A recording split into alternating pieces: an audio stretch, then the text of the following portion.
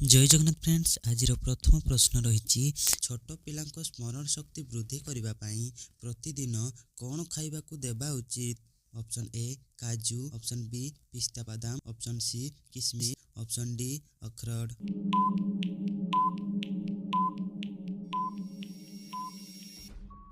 ଉତ୍ତର ପିସ୍ତା ବାଦାମ। ଛୋଟ ପିଲାମାନଙ୍କ ସ୍ମରଣ ଶକ୍ତି ବୃଦ୍ଧି କରିବା ପାଇଁ ପ୍ରତିଦିନ ପିସ୍ତା ବାଦାମ ଖାଇବାକୁ ଦେବା ଉଚିତ। କେଉଁ ଶାଗ ଖାଇବା ଦ୍ୱାରା ମୁଣ୍ଡରୁ ଚୁଟି ଝଡ଼ିବା ସମ୍ପୂର୍ଣ୍ଣ ବନ୍ଦ ହୋଇଯାଏ?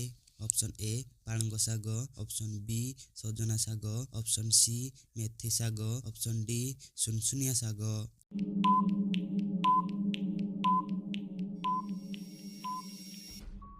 ଏହାର ଉତ୍ତର ହେଇଯିବ ପାଳଙ୍ଗ ଶାଗ।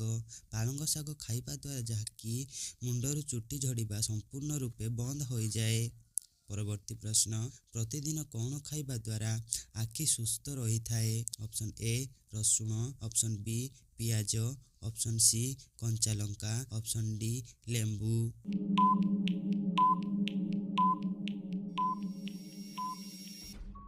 ଏହାର ଉତ୍ତର ହେଇଯିବ ଅପସନ୍ ସି କଞ୍ଚା ଲଙ୍କା। ପ୍ରତିଦିନ କଞ୍ଚା ଲଙ୍କା ଖାଇବା ଦ୍ୱାରା ଆଖି ସୁସ୍ଥ ରହିଥାଏ। ପରବର୍ତ୍ତୀ ପ୍ରଶ୍ନ, ପାଟିରେ ଘା ହୋଇଥିଲେ କ'ଣ ଲଗାଇଲେ ପାଟି ଘା ଶୀଘ୍ର ଭଲ ହୋଇଥାଏ?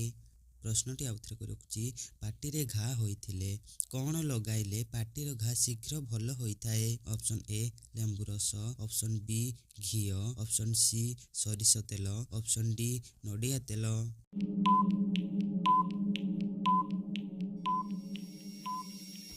ଏହାର ଉତ୍ତର ହେଇଯିବ ଅପସନ୍ ବି ଘିଅ। ପାଟିରେ ଘା ହୋଇଥିଲେ ଯାହାକି ଘିଅ ଲଗାଇବା ଦ୍ୱାରା ପାଟିର ଘା ଶୀଘ୍ର ଭଲ ହୋଇଥାଏ। ପରବର୍ତ୍ତୀ ପ୍ରଶ୍ନ, ଶରୀରରେ କେଉଁ ଅଙ୍ଗ ଅସୁସ୍ଥ ହେଲେ ଦଣ୍ଡିସ୍ ରୋଗ ହୋଇଥାଏ? ଅପସନ୍ ଏ ଫୁସଫୁସ୍, option B heart, option C kidney, option D liver.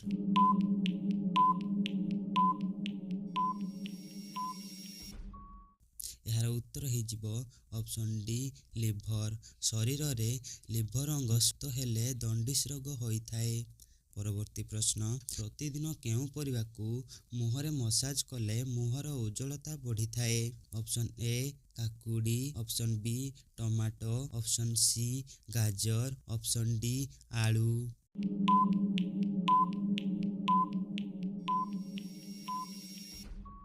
ଏହାର ଉତ୍ତର ହେଇଯିବ ଅପସନ୍ ବି ଟମାଟୋ। ପ୍ରତିଦିନ ଟମାଟୋକୁ ମୁହଁରେ ମସାଜ କଲେ ମୁହଁର ଉଜ୍ଜ୍ୱଳତା ବଢ଼ିଥାଏ। ପରବର୍ତ୍ତୀ ପ୍ରଶ୍ନ, ଆଖି ତଳ କଳା ପଡ଼ିଥିଲେ ମହୁ ସହିତ କେଉଁ ରସ ମିଶାଇ ଲଗାଇଲେ କଳା ଦାଗ ଭଲ ହୁଏ? ପ୍ରଶ୍ନଟି ଆଉଥରେ କରି ରଖୁଛି, ଆଖି ତଳ କଳା ପଡ଼ିଥିଲେ ମହୁ ସହିତ କେଉଁ ରସ ମିଶାଇ ଲଗାଇଲେ କଳା ଦାଗ ଭଲ ହୁଏ? ଅପସନ୍ ଏ ଅଦା, ଅପସନ୍ ବି ପିଆଜ, ଅପସନ୍ ସି ଲେମ୍ବୁ, ଅପସନ୍ ଡି ଆଖୁ।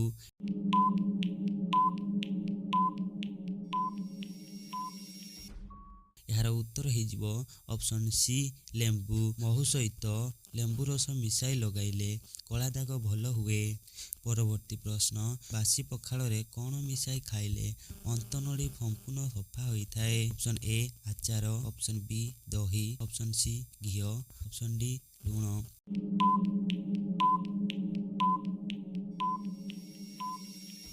ଏହାର ଉତ୍ତର ହେଇଯିବ ଅପସନ୍ ବି ଦହି। ବାସି ପଖାଳରେ ଦହି ମିଶାଇ ଖାଇଲେ ଅନ୍ତନଳୀ ସମ୍ପୂର୍ଣ୍ଣ ସଫା ହୋଇଥାଏ।